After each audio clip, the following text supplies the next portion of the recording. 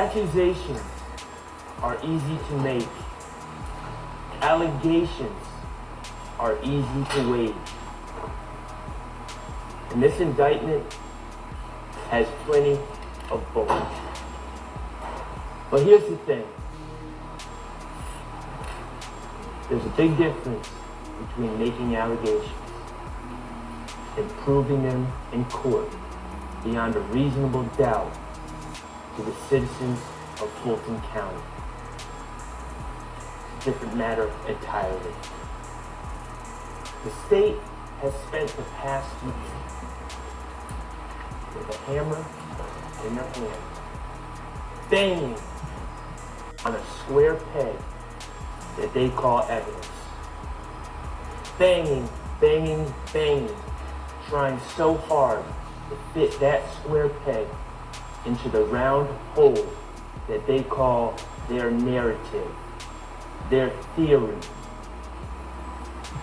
And the reality is that square peg does not fit in that round hole. It never fits. Welcome back to the channel. I've done a summary of the YSL closing arguments from yesterday. We're going to get straight into it, no time to waste. Please hit the like button, please subscribe, and definitely turn on your notification bells. So when I get the drop, you get the drop. Let's get it. Some of the factors are their manner of testifying, how they come across on the stand, how they act, their means and opportunity of knowing facts for which they testify,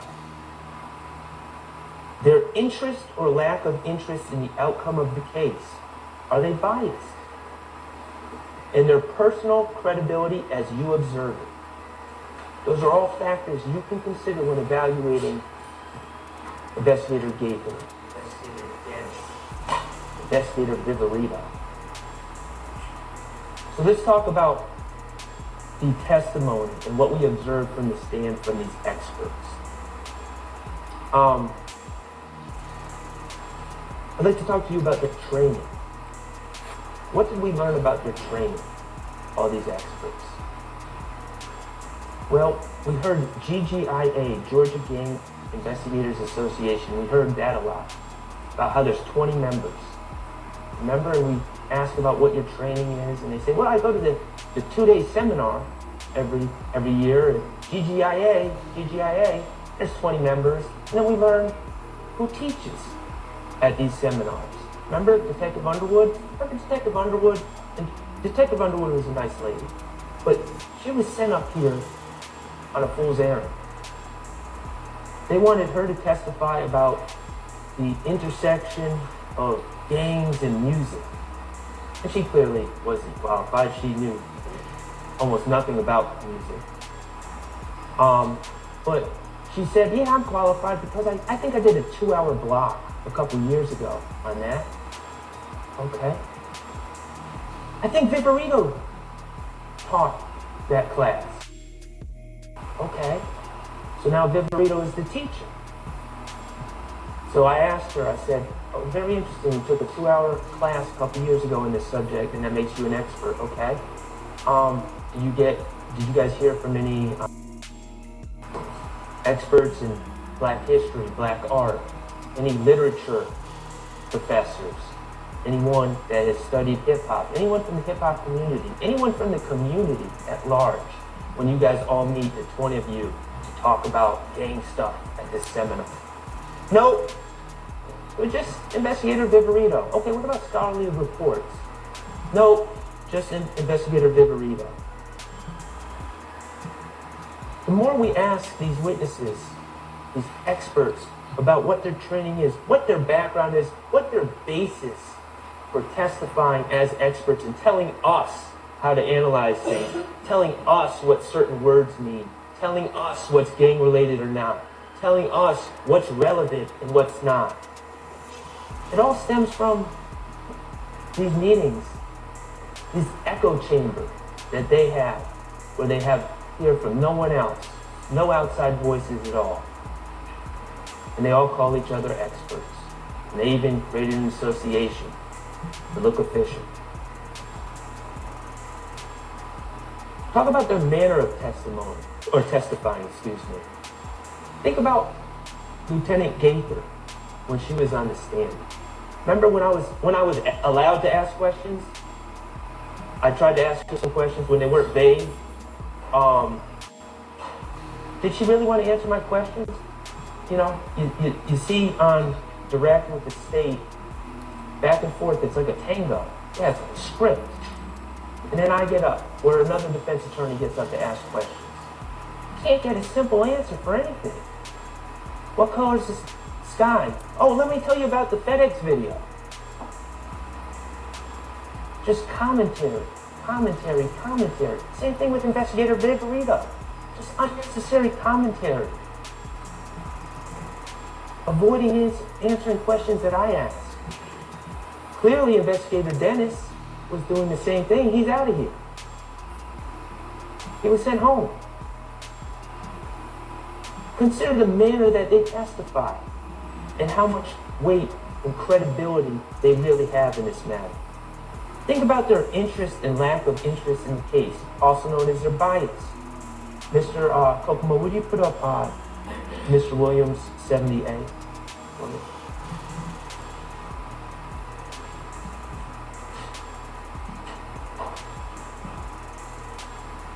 Remember this? Remember Lieutenant Gaither getting up there? Oh yeah, I saw that. This was important. This was a symbol of a gang war. This was a gang war that was going on. This is YSL declaring war on Bird Gang, which is an offshoot of the If Gang. Oh yeah, that's what it is. She told you that. As sure as can be, the expert that y'all are supposed to rely on. Well, what did my good friend, Attorney Brian Steele, do? Brought in the album cover. Wait a second, they're saying that this is Ox Skull and a gang war? Isn't this an album cover of a collaboration between my client, Young Thug, this is Attorney Steele talking, Young Thug and Future? And isn't his label Free Bands? And isn't Future's Free Bands mascot an eagle? This album cover signifying the collaboration between the eagle and the snake? Doesn't that make more sense? After all, that's exactly what the album is. Okay. Investigator Viverito brought this into evidence, said this was one of the social media posts that she pulled. Remember that? When she wrote no reports about pulling social media, we have no idea what she looked at, what she didn't. She just determines what's relevant. Not us. Not you. You don't get to see that. She determines. Remember? This came into evidence. She said, of course, she didn't give us a date because she wrote no report, but she said she collected this shortly after the shooting of Chanel Drinks. I run with what you're saying. I run with cold-blooded killers. Blooded killers. That's these Nichols. That looks pretty bad. Looks bad. It's posted a day after this killing, and it's a post, and clearly that's what it says. No other explanation. And then what do we find out later? What do we find out later? Could you put on 471 BB? Can you play it, Mr. Kokomo? We find out that this was part of a post, a story that had a bunch of different posts about fear of roller coasters, about being sick, a whole bunch of different things. And then we finally get to the part where it has the lyrics from Young Boy Never Broke Again, right? Let's watch.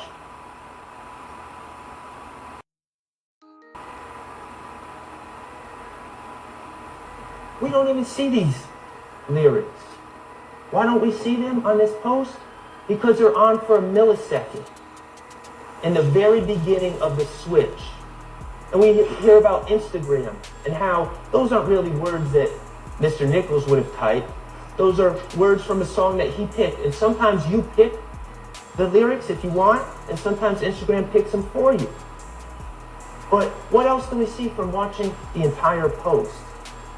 Those weren't even the featured lyrics. The lyrics were being transition to the lyrics that either Instagram or Mr. Nichols picked, but in a split millisecond, for whatever reason, these lyrics that Investigator Viverito so desperately wanted you guys to see were on the screen. And so what did Investigator Viverito do? She gets the post, she goes frame by frame until it gets to that exact point where it has what she feels looks like incriminating words by Mr. Nichols. Words that weren't even picked by him. And she freezes it, and she screenshots it, and then she puts it in front of you. Again, no report about what she did. She manipulated the evidence. And she's caught. But what does that tell you about her when we're talking about assessing credibility, your lack of interest in the case, your bias? Does she have an agenda when she does things like that? Of course she does. She's not a neutral witness. She might as well be sitting here. But I don't even think they would do that. 530 VV, this was the affidavit. Remember we learned about affidavits, and Investigator Viverito was looking into the assassination attempts that she was of Mr. Rashawn Bennett in the jail. And she wanted to search Jeffrey Williams' home, right? And so she had to fill out an affidavit to give it to a judge to get permission to convince the judge, basically, to give her permission to search Jeffrey Williams' home for evidence. So what does she do?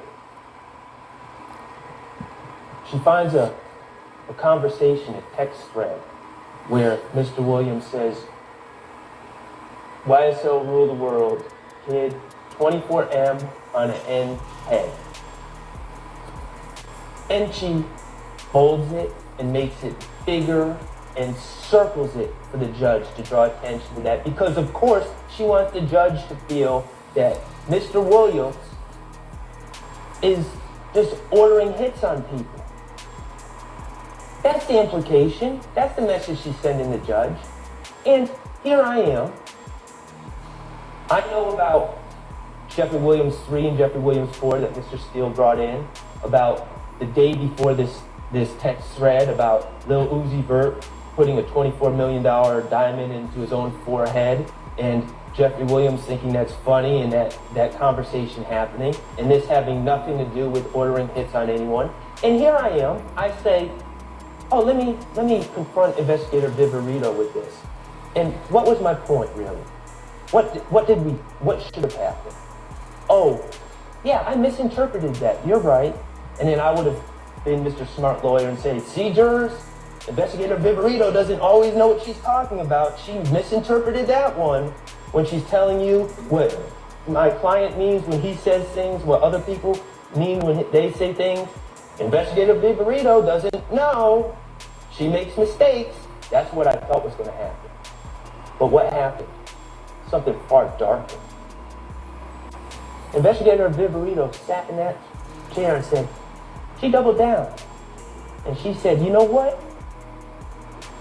Even knowing what I know now about 24M on an N's head, even knowing what I know now, I would still put it in that affidavit. That's all I needed to hear. Yeah, I would mislead a judge. Yeah, I would lie in an affidavit. Yeah, I would cheat because I'm that invested in this case. I'm that invested with taking these guys down. I'm that invested. And if she's that invested in that, and the rest of these gang investigators are that invested, consider their credibility. Take what they say with a huge grain of salt. You don't have to believe what they say. You can disregard everything they say. The law allows you to do that. When they say, oh, this is a hybrid gang, and they can't even explain what that means or why it's classified as a hybrid gang, and it's just something that they come up with at their private meetings every year at these 2-day seminars where they don't get input from anyone else. You don't have to buy that. It's not a hybrid gang. Conclusions. Do a square, you're in. Sure. Whatever you want. You're a Blood? Yeah, you can hang out. You're a Crip? Yeah, you can hang out. You're not affiliated at all? Yeah, you can hang out. You an athlete? Sure, you can hang out. You a musician? Yeah, you can hang out. You a nerd? Yeah, you can hang out. No one's sending anyone away because it's not a game. It's not exclusive.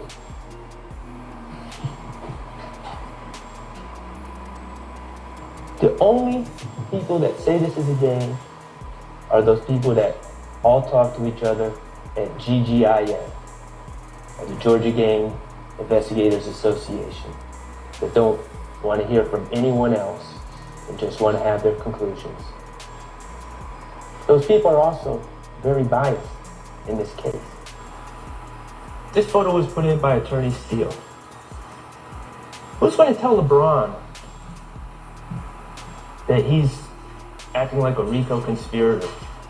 Who's going to tell LeBron that he's now a hybrid gang member? In fact, we just heard what the state said about wiping the nose meant, according to the gang experts. Who's going to tell LeBron that he's like ordering a hit in the middle of NBA warm-ups? Does that make any sense? Is what the gang investigators say, should we really take it? Hook, line, and sinker? I suggest we should not. But let's just think. If songs were confessions, what would that really mean? Could you put on 28? Remember that song, Homicide, by Lil Woody, Kenneth Copeland? Who played the role of the assassin? Threat, Trevante Turner. You watched the video. I don't think we need to watch it again. Who gets killed? Someone who looks like Donovan Thomas. Who put money on his head? Kenneth Copeland. If songs are confessions, then Kenneth Copeland is confessed. He hasn't been charged. He's not sitting here on this indictment. So maybe songs are just songs, and posts are just posts. So the state has these two witnesses, Quindarius Zachary and Kenneth Copeland. Those are the two witnesses. And I've been doing this long enough. They're horrible witnesses. They're liars. They have every reason to lie. They have every motivation to lie. They are inconsistent. They tell different stories every time they talk about the things they talk about. The state knows they're horrible witnesses. But here's what happens. In closing, the state says, they're not our witnesses. We didn't choose those witnesses. They're Shannon Stillwell's friends. He chose those witnesses. That's their line. They might not use it now because I already said it. But that's their line. But let's think about that for a second. That's not their witnesses? First of all, they're the ones that called them to the stand. But that's not their witnesses? Look at this indictment. 28 names. Quindarius Zachary? Is he on this indictment? Nope. Kenneth Copeland? Is he on this indictment? Nope. Are any of us going to really sit here and pretend that if the state was really being honest about who to charge about the events in 2015, 2014, 2015, that Kenneth Copeland wouldn't be on that indictment? Kenneth Copeland was a one-man crime wave in 2014, 2015. Yet, he's not on this indictment. Zachary was a straw purchaser for guns. Quindarius Zachary was right in the middle, the impetus for one of the overt acts, the April 28th, 2015 shooting of houses. He's right in the middle of this. And they're not on the indictment? And we're supposed to pretend that the state aren't the ones that chose Kenneth Copeland and Quindarius Zachary as their witnesses? Of course they did. They did. And why did they choose them? What are the qualifications that Kenneth Copeland and Quindarius Zachary both had when it really comes down to it? They're two people that are willing to lie on others to get themselves out of trouble. That was one qualification that they had. And two, they are two people that happen to put themselves in situations, serious situations, that would require them to lie on others to get themselves out of trouble. Those are two qualifications. And the state said, sounds good. We'll sign you up. You're our witnesses. You're no longer on this indictment. Let's talk about Kenneth Copeland's credibility. So use the same tests you do for those quote-unquote expert witnesses. What's his bias, his motive? How's he come across on the stand? What are his motivations? Well, we know he really hates jail. That was clear. I submit to you that it seems that not only does he hate jail, but he almost has a mental disorder about, he literally said, I'd rather die than go to Rice Street. That's extreme.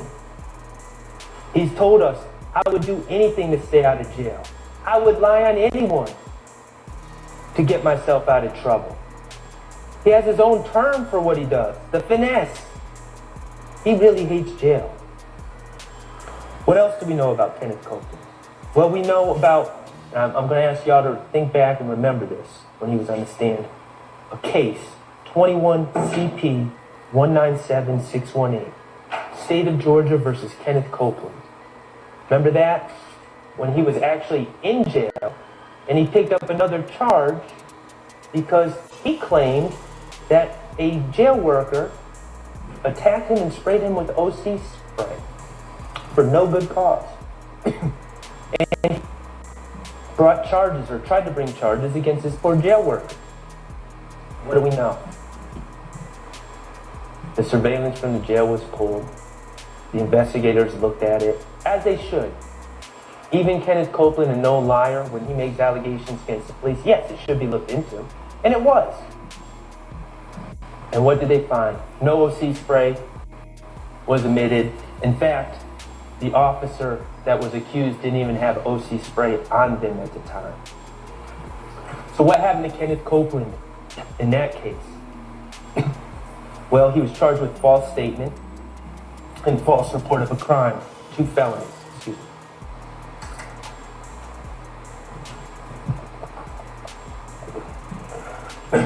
So as a result of his lie, he gets charged with these 2 felonies. False statement and false report of a crime. And it's pending, and it's pending, and it's pending. Then all of a sudden,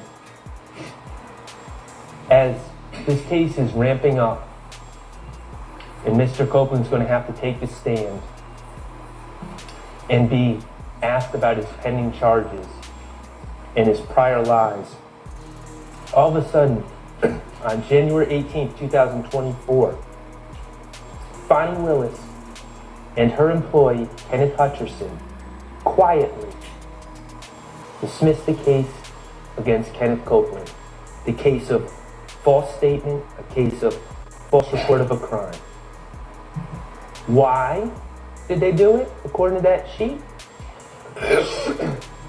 Was it, oh, we actually looked at the video again and it actually supported Kenneth Copeland? No. Was it the victim didn't want to prosecute? No. Prosecutorial discretion.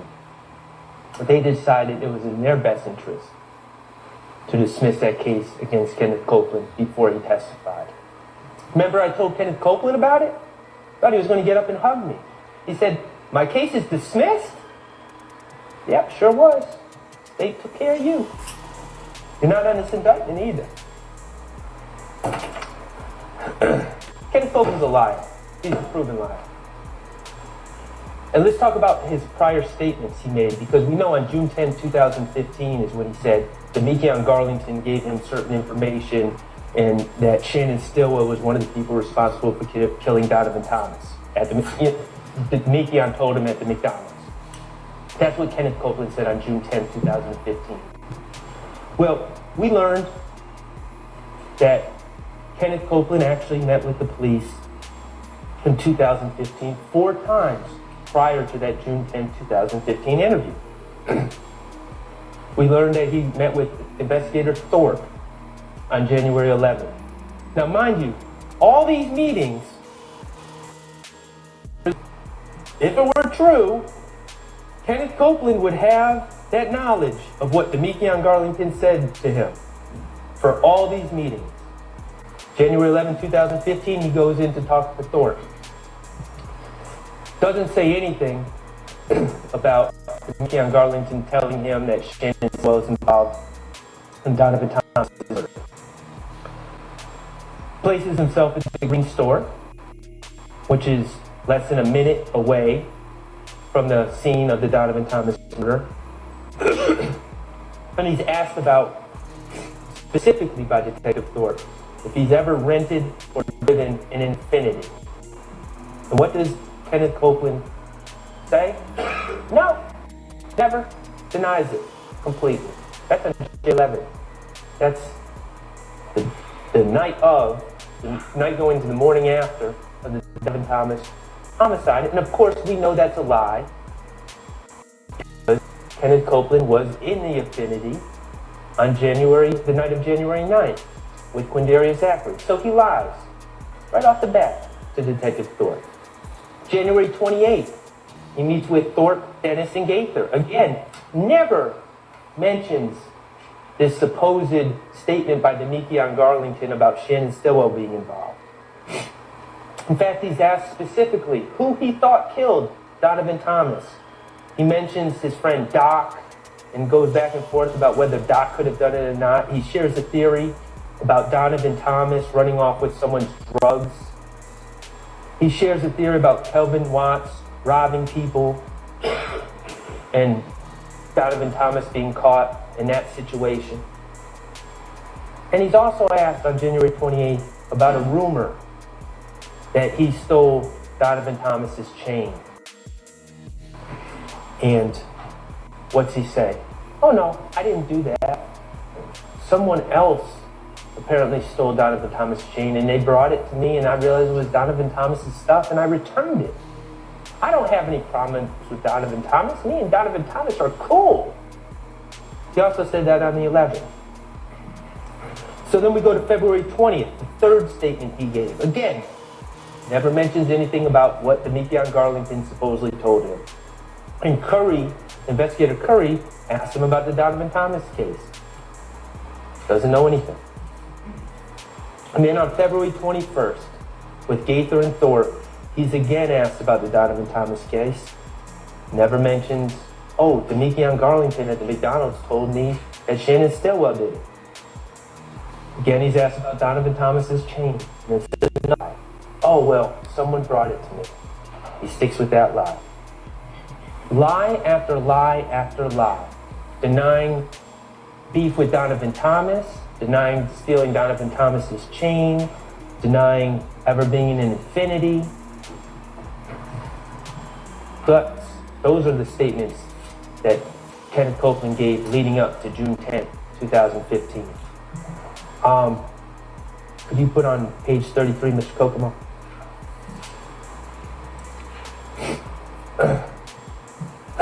So, this is a picture from June 10th, 2015 that's in evidence, and it is misleading. It shows Mr. Copeland wearing street clothes, civilian clothes, not a blue jumpsuit, but let's not get confused, let's not get it twisted.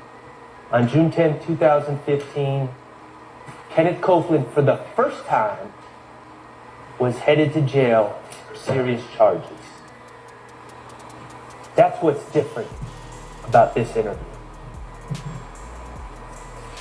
He was headed to Rice Street. He had a gun charge from the Dunbar Rec Center. Remember when he brought the stick into the rec center and left it on the bleachers? He had just been arrested on that warrant from when he did that. And when they arrested him on the warrant, they came into his girlfriend Deshawn Quarterman's apartment. And what did they find? They find another gun, a stolen Smith & Wesson, in Deshawn's kitchen. And they find a stolen MacBook in Deshaun's apartment. And they find stolen IDs and stolen property in Deshaun's car.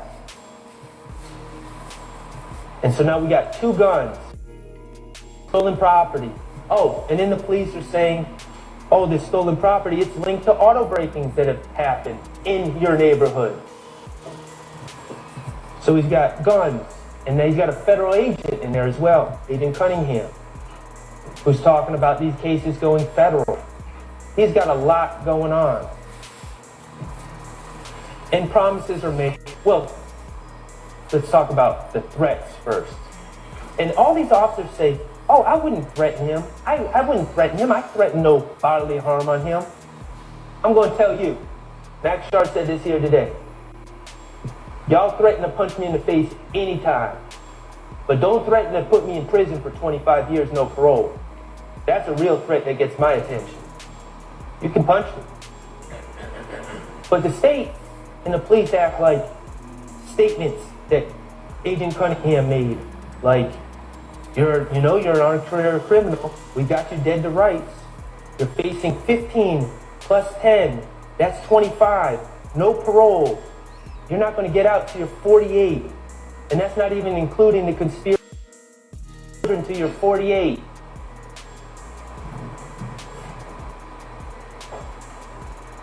That's a threat. That's a lot more bigger threat than I'm going to punch you in the face or we're going to beat you until you confess. That's a threat. What else do they say? It's totally up to you if these charges go federal or not. You have to help yourself. I'm going to call the U.S. attorney and they're going to ask me, what did he do to help himself? You see what goes on here? This isn't an accident. This is the playbook.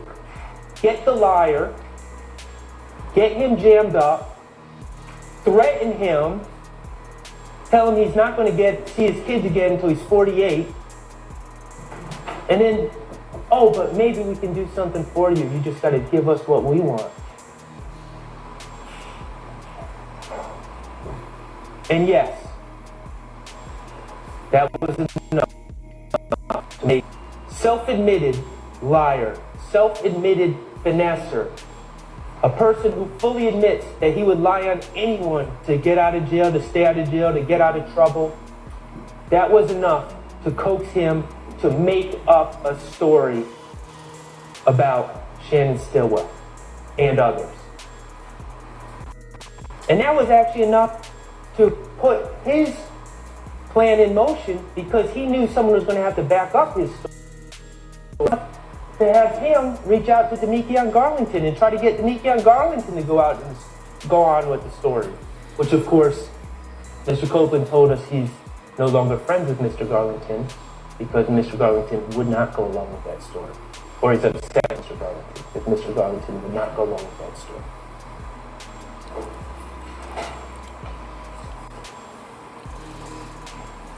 Maybe you say, Max, we get it.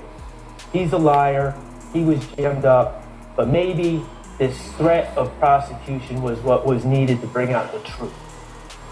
Maybe he was being truthful on June 10, 2015. Well, let's think about what else he said on June 10, 2015. Remember when they were talking about those auto breakings that they suspected him of? And said, you're going to have to answer these auto breakings. Why do you have all this property and these cars? We know you're involved. Remember what he said? Nah. That was Lil Mike and Quez that did them. Remember the detectives? They looked at each other, Lil Mike and Quez, Lil Mike and Quez. But what did we learn in the cross-examination of Kenneth Copeland? Little Mike and Quez, not only did they not do the auto breakings that Kenneth Copeland claimed they did on June 10, 2015, Little Mike and Quez, they don't exist. He made them up on the spot on June 10th of 2015. So my answer to you, if you think, oh, this pressure was needed to get Kenneth Copeland to finally be truthful, nope. lying. He made up people that didn't exist in this very statement that the state wants you to take as truthful from one of the biggest liars we've ever seen in our lives. Mr. Kokomo, if you could play, what's on page 5? And what did Kenneth Copeland say on a call from the Fayette County Jail on December 21st, 2022, on a recorded call that Attorney Steele brought out? First thing I did it. First thing I did it. I ain't got nothing to do with it. I lied on to it because, you know what I mean, I find out he I can't say that, I can't say that on the phone, but, you know what I mean, it's some shit happened between me and him back then, and just so happened I got locked up the next day. You feel me? He admitted, said, I lied on Thug. The very same interview, he was saying all sorts of things about Thug. He admitted he was lying. He was making stuff up to get himself out of trouble, to get out of his situation. And he got caught on the recorded line saying as much. Ladies and gentlemen, Detective Thorpe fell for the finesse. Ken Copeland said it was easy. Lieutenant Gaither fell for the finesse. The police report fell for the police department fell for the finesse.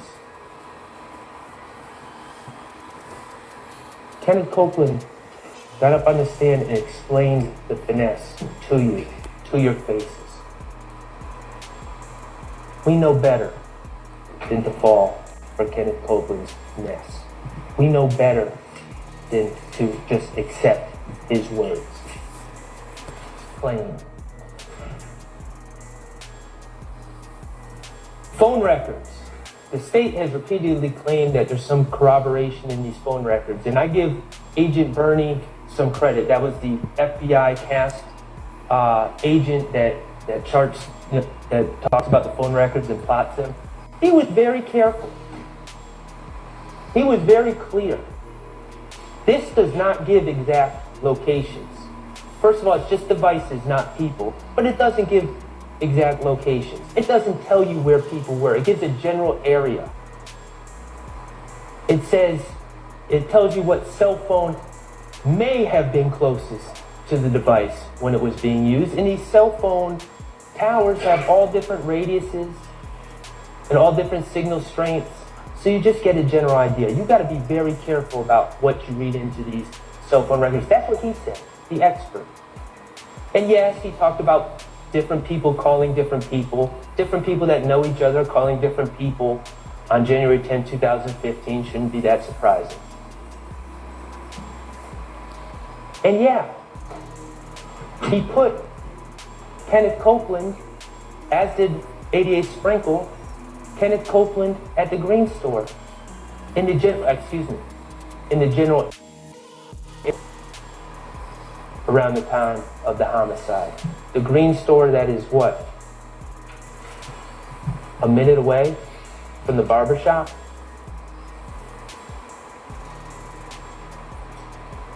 What did the phone records corroborate again? That Kenneth Copeland was right there at the time of the murder? That people were generally going north and south on the highway? What did they say about Shannon Stillwell? Where did they say he was? Go look at those phone records. Did they provide any cell phone records for Shannon Stillwell? How about Murray Kendrick? What is the power of those cell phones? What did they corroborate? Did they have Kenneth Copeland wear a wire? Remember when he was so desperate to get out of jail, I'll wear a wire. That would have been an idea. What you're saying, you're a liar. You're a known liar. Don't just tell us. Prove it. Nope, they didn't put a wire on Kenneth. What about wiretapping phones? We know that they know how to do that. Did they wiretap anyone's phone to corroborate anything Kenneth Copeland and Quindaria Zachary said? Nope. Detective Thorpe lied. Either that, or he did go get the footage, and it doesn't back up Kenneth Copeland's claims, and it's in his missing file somewhere, which he can't find to bring to court. I guess that's a possibility. But he lied.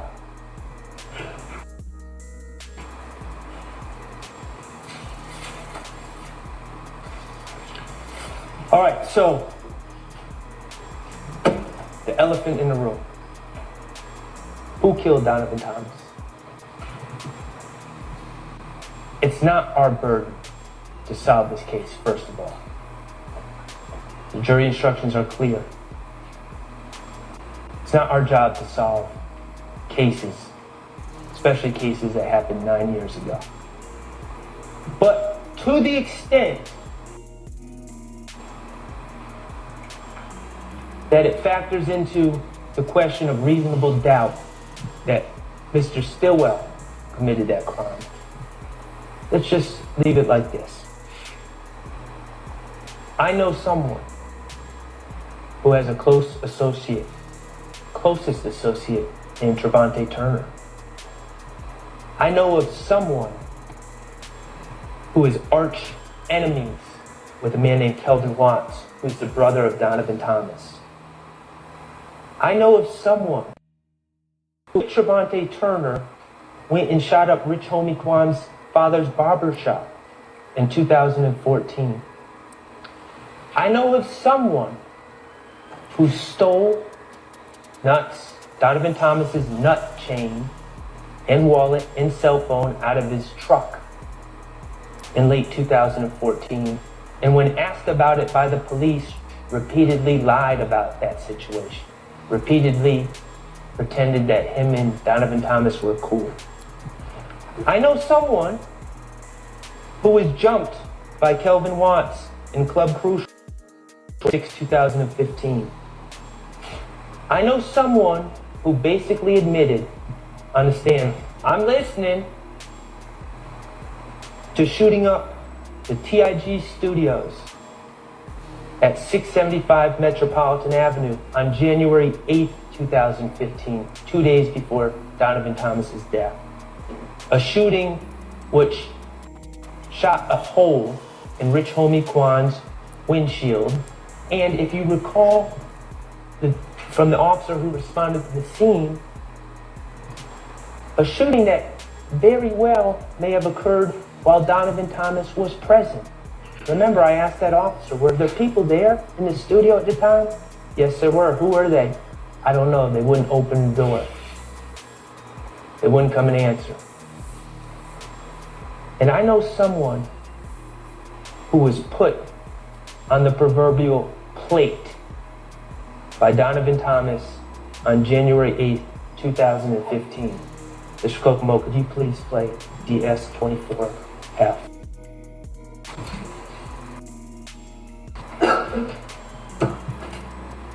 I got somebody, I don't know his name. He was there. He ill there. He called the night. Well, I forgot what day they got killed, but it was a Friday night. No, it was Thursday night. Mm-hmm. They had a barbecue. But a barbecue just about it was bloody, everything bloody. Mm-hmm. And the whole meeting was based upon me. They was all in there talking about this and this, talking about this and this. So the nigga Mo was on the phone. So Mo told everybody, all I need, every last one of y'all, whoever 90s scraps you up, whoever else nickname, supposed to kill me. They gave all of them guns. The same night. Said, treat me to a gas station and kill me. I forgot whatever. But he called and he told me everything, and he said, is this person in front of yours? The whole meeting was based on me. Gave all of them guns. They were instructed to trip to the gas station. This wasn't some universal Donovan Thomas after everyone. This wasn't Donovan Thomas after YSL. Certainly wasn't Donovan Thomas after Shannon Stillwell. They were after Kenneth Copeland. I know somebody. Opportunity. Not only does cell phone records put him right in the area, but we know the car was, we know the shooting, the murder was perpetrated using a certain Infiniti. An Infiniti that was rented for Kenneth Copeland by Jeffrey Williams. Because Kenneth Copeland needed a car. An Infiniti that Kenneth Copeland was in possession of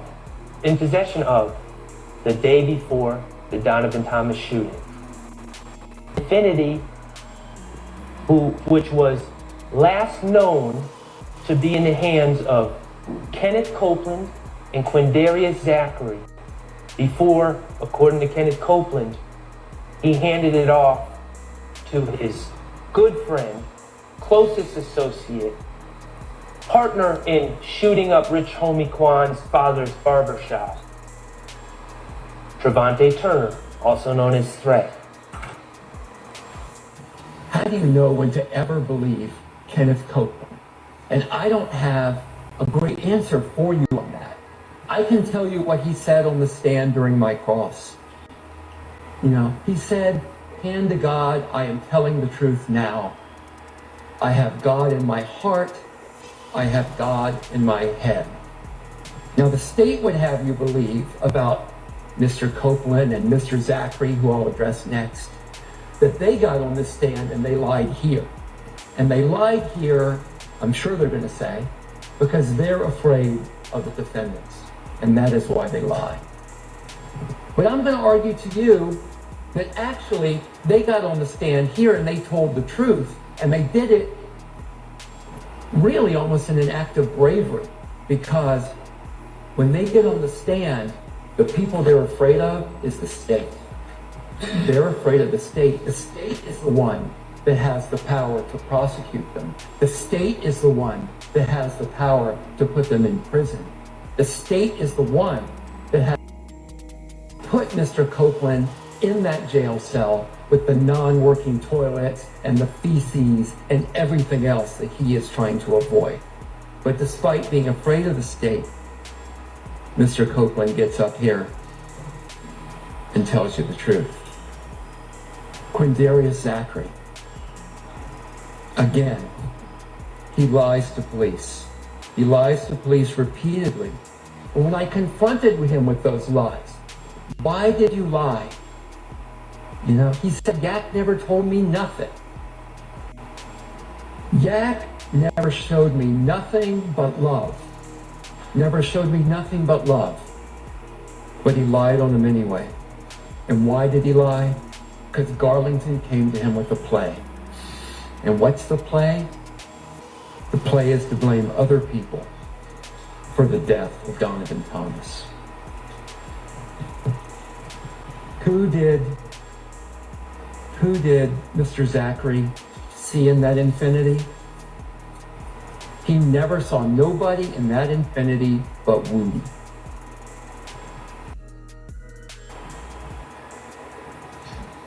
The Texaco. Oh my gosh, there's the smoking gun. There's the smoking gun that shows that my client murdered Donovan Thomas. He's on video at a Texaco station a block away before the murder. Heaven forbid. Pulled up in that Texaco in a Pontiac. He leaves the Pontiac. He goes, you've seen this video 1,000 times. Well, maybe not that many, but it must feel like it. He leaves the Pontiac to go into the Texaco. And he buys some junk food in the Texaco, goes back into the Pontiac. He sits in the Pontiac, he talks to another car that pulls up, he gets back in the Pontiac, and he leaves in the Pontiac. Go in the back, watch the video 1,001st time. You're never gonna see him get in an Infiniti. You're never going to see it. How does he get in the infinity? Was there a witness that got up here and put him in the infinity? No. Do they have video from the surrounding area that shows him transferring into the infinity? No. I mean, presumably, he teleports into the infinity. I have no idea what their theory is going to be when they argue to you, but I'm going to be fascinated to hear it, because there's been no testimony about him in an infinity. How do we know it's an infinity in a drive-by? Well, the state is pretty sure it's an infinity. The state put on, this is one of my favorite experts of all of the state's experts, they put on an infinity identification expert who has worked with, infinity for years. And he can tell in any kind of grainy video that that car is an infinity. That's an amazing expert, but I'll take his testimony. That's fine. I think he's right. I think it's an infinity. And Mr. Kendrick is not in an infinity. And it's pretty hard to do a drive-by shooting if you are not in the car that did the drive-by. It is absurd. So again, there's no eyewitness testimony of Mr. Kendrick involved in the shooting. No weapons tying Mr. Kendrick to it. No ballistics. No fingerprints. No gunpowder residue. No DNA. Nothing. Nothing that you would expect to see. Now, the state has told you, well, you can look at circumstantial evidence. This is true. You can. And the state put up a dollar bill with some puzzle pieces missing. So, well, you can kind of infer that that's a dollar bill. And that's true. But don't go try to spin that dollar bill anymore, because that dollar bill will not spin. And this evidence is not sufficient to convict beyond a reasonable doubt. Where's the cell phone data? Oh my gosh. You poor folks. You had to spend days listening to experts come in here and talk to you about cell phone location data. Where was Mr. Kendrick's cell phone location data putting him there? They didn't show you any. Who killed Donovan Thomas? I don't know who killed Donovan Thomas. But I think Mr. Shart's theory has some merit. Let's turn to the allegations that YSL is a gang. The state had to bring in 5 different gang experts. You guys had to sit through 5 different gang experts to try to convince you that YSL is a gang. Now, they gave you the definition of a traditional gang, and these gang experts, who, as Mr. Sharp pointed out, all sit there and train each other in this insular little unit, but they told you, yeah, they're not a traditional gang. They don't meet the definition of a traditional gang. But lo and behold, we have another category of gang. It's a hybrid gang. Ooh, a hybrid gang. This is fascinating. Let's talk about hybrid gangs. What's a hybrid gang? Oh, a hybrid gang is whatever we say it is at any given point in time to fit our narrative. That's what a hybrid gang is. I use the term nose of wax. They can twist it any way they want to fit the group of people they want and say they're a hybrid gang. It's a catch-all. It's a catch-all used to throw all kinds of people together and say, well, you don't meet the definition of a gang, but because we are gang experts that train each other, we have decided you are a hybrid gang.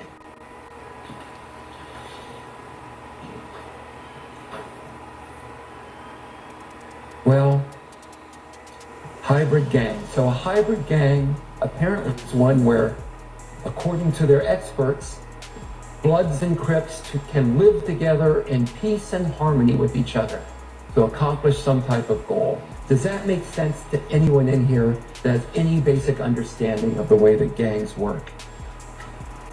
You've had the state's own witnesses come here on the stand and talk about how ridiculous it is that you can say, that anyone can say, that YSL is a gang when you can have Bloods and Crips and Independents and all of these people be members of this alleged gang. As Mr. Sharp talked about, There's none of the traditional gang elements. There's no beating in. Anybody can call themselves a member of YSL. You know, someone, I guess, alleged there might be a $25 dues fee or something ridiculous to that effect. But there's nothing that shows them together as a gang. Oh, well, wait. They are a gang because look at these pictures of YSL wearing green clothing. That must mean they're a gang. You guys are mostly in blue and black. You associate with each other here today. Are you guys a gang? The state is all in red today. Are they a gang because they're all dressed in red? Poor Miss Hingerty happened to come in red today. I guess she's a member of the gang as well. It is absurd. Lil Wayne has ESPN on his arm. ESPN. I guess Lil Wayne is surprised that he's a member of YSL too. My client's got ESPN on his body. No, that can't be because he was a football star and then his mind probably liked ESPN. It must be of a gang called YSL. So it's wonderful that the state's gang experts have such insights into the mental thinking of my client and Lil Wayne and everybody else. Now the state may say, well, they're not a gang, even though they all dress in red today, looking quite dapper. Because, well, they don't have some criminal objective. Well, I don't know. Let's look at the way the state indicts people. The state's around Investigator Viverito. Investigator Viverito, I can find anywhere on video or that you've seen on video holding that missing $500,000 watch. Did she steal the watch? Was that an overt act and can further into the conspiracy? Maybe I should go to a grand jury and try to indict this. It's the state gang or something ludicrous like that. Everything gang investigators see is viewed from the viewpoint of it must be a gang. Mr. Kendrick, look at the photo they showed you of Mr. Kendrick and the bandana shirt. Go back and look at it in color. The gang investigator says it's red. It is orange. Orange as the sun. You look at it, you decide, don't take their word for it. Don't take the state's words for it. Use your own eyes. But when you're a gang investigator, everything has to fit the narrative. And that's the narrative. The snake on Mr. Kendrick's chest. Did he get that snake because YSL is a gang? Or did he get that snake because it represents the tree of knowledge in the Adam and Eve story? Well, they can tell you. I saw a mentalist Saturday night at a show, and this mentalist was amazing. This mentalist, you would think of something, and the mentalist would tell you, "Oh my gosh, you're thinking of a number between 1 and 50. It's 47." It's actually quite impressive. Apparently, Investigator Viverito and these other gang experts are mentalists. Maybe they will be at the next fundraiser I go to. I'd like to see some more of their tricks. Mr. Kendrick does modeling shots. Someone will say to Mr. Kendrick, "Hey, hold this hat." Oh, that's gang. The hat has a rat with a line through it. That's a gang activity. We're sending a message to everybody. There's a photo taken outside at the time of a video shoot for music. Oh my gosh. Oh my gosh, look at that gang activity. There's photos of Mr. Kendrick, say slat, outside of a recording studio. More gang activity. More people trying to pull themselves out, get into music, exercise their First Amendment rights. More gang activity.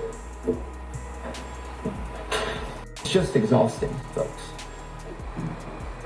I have to go on a side note on tip, Mr. Stevens. Mr. Kendrick, Mr. Williams, they were trying to avoid the fate of Mr. Stevens.